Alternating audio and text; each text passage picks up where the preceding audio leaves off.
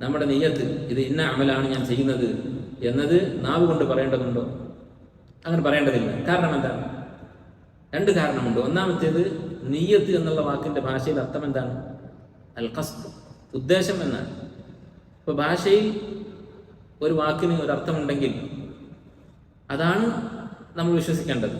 വേറെ ഖുർആനും സുന്നത്തും ഒരർത്ഥം പഠിപ്പിക്കാത്തിടത്തോളം കാലം ഈ നിയ്യത്ത് എന്നുള്ള വാക്കിന് വേറെ എന്തെങ്കിലും ഒരു ആചാരം അല്ലെങ്കിൽ നിയ്യത്ത് എന്നതിൻ്റെ രൂപം എന്തെങ്കിലും ശരീരത്തിൽ നമ്മൾ പഠിപ്പിച്ചിട്ടുണ്ടോ? ഇല്ല. ഭാഷയിലുള്ള അതേ അർത്ഥം തന്നെയാണ്. മനസ്സിൽ കരുതുക, അൽ ഖസ്ദ്, മനസ്സിൽ ഉദ്ദേശിക്കുക, അത്രയേ ഉള്ളൂ.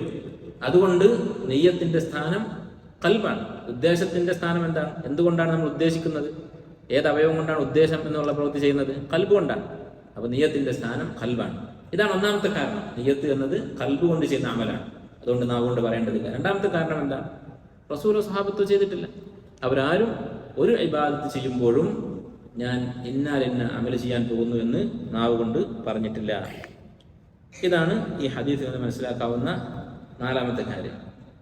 ഇനി അടുത്ത മസാല ഈ ഹദീസിൽ